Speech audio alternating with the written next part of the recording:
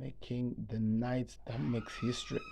Today, I believe in the game of today, what we are witnessing is where exactly England are in terms of what they're building. The young squad keeps getting bigger, keeps getting stronger, and they keep fighting on.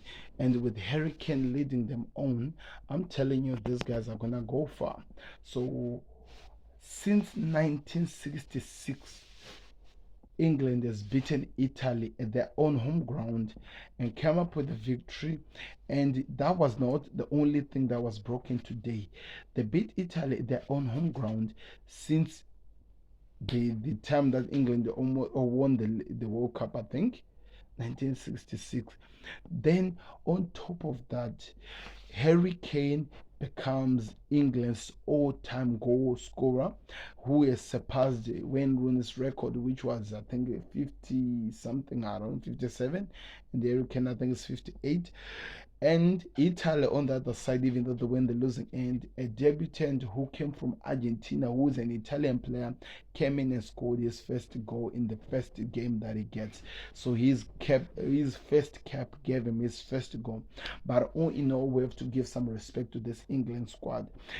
Going back to play a team that beat you in the final of this tournament you are playing for and winning in that tells me, I don't know if there's anything that speaks guts than that. I have a team that I support in Liverpool. We have been beaten in so many finals by Real Madrid, and we haven't managed to even beat them one game. We haven't, because we keep losing. But the mindset, the fight, the tenacity, everything that these guys were putting into this game paid off at the end of the game. I want to put some special shout out to people like Jude Bellingham. I feel like this.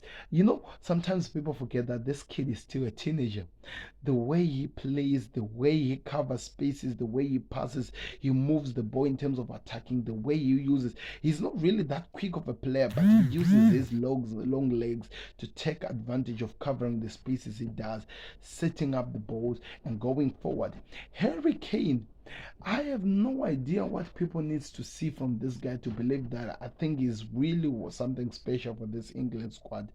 The way he keeps making records after records after records, fighting to the very end, winning the games, influencing the team to keep fighting, going on, holding the balls when you think he's losing. One thing that people have to know, Harry Kane is not really that fast of a player. And today he was playing with the backline of Italy, which I felt it had some couple of fast players, but he was able to keep the ball, keep fighting. Sometimes you feel like he's falling with the ball, but he kept holding the ball. Because remember, England had to finish the game with 10 men, but at the same time, Italy's second half they just came like a house on fire. So the fact that you saw your captain fighting with the ball, trying to hold on and try to help the team win the game that they'd already won in the first half, that just tells you nothing but guts. I was watching this game with some couple of the people that I was with here. Nobody believed England they had a chance to win, and the fact that they did, that is to count out for more. I want to say something as well about the referee of the game before I go far, because I felt like some of the decisions he was making were very dubious. For example, the look shop red card.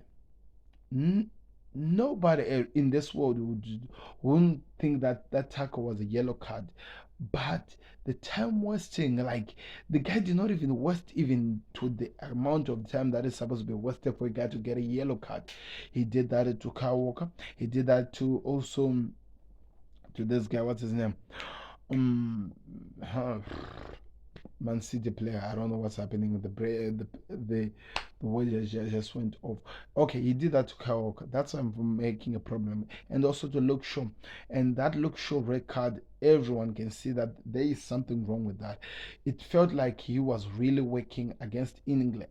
And also, I don't think the yellow of Luke Shaw should have been given, especially after there was an off the ball incident which left an England player on the ground after he was injured by Italy. So you feel that these small decisions that you feel like they should be made in There should be wisdom, These guys should pay attention. At least go watch the VAR before you make a decision. Because I know it's a yellow card, but this is a yellow card leading to a red card.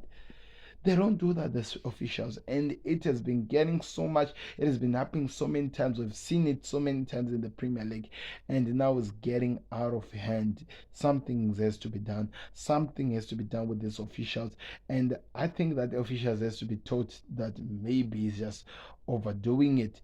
You can't run and giving yellow cards to everyone, and because when you do that, whenever there's a small tackle which you could also surpass as a yellow card, you end up giving easy red cards. And I think the mishandling of the game that he did led into the red card which was given. But all in all, England, they already finished the game, had already done the important thing. They'd already pushed the time when Uzuri were controlling the game. What do we talk about? What do we mean when we talk about a team outplaying another one?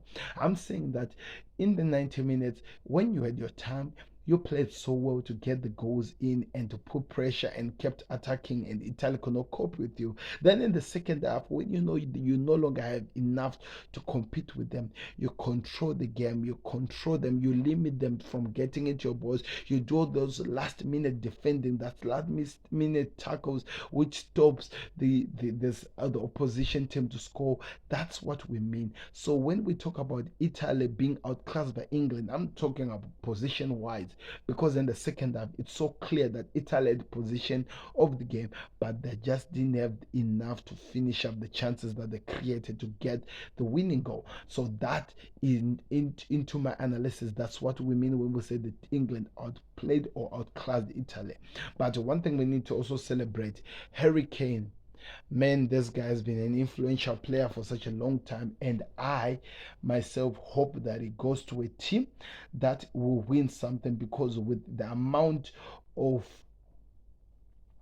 the amount of things he has done in this game, and for him to go out without even winning any cup, any domestic cup. Let's talk about the FA, let's talk about the Carabao Cup, let's even talk about the Premier League.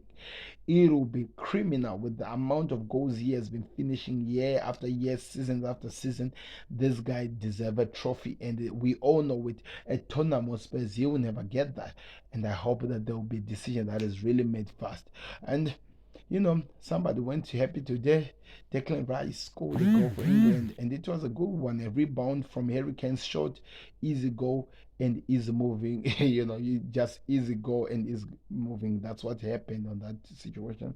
The other one that we can talk about is, I think we've done it all.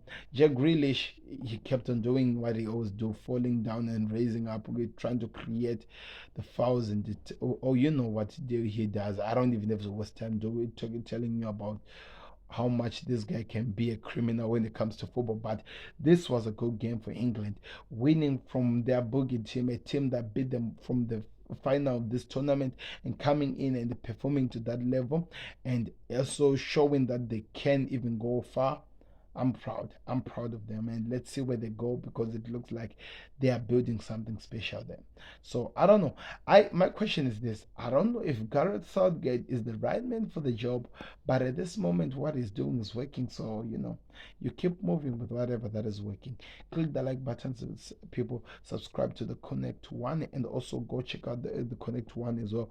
This is the Football Connect 2. Subscribe to that one and this one, so that you keep seeing more videos that are in content that we're gonna be dropping as we go forward. So thank you very much for watching. This has been Sam, and congratulations, Harry Kane. Well deserved. We're out.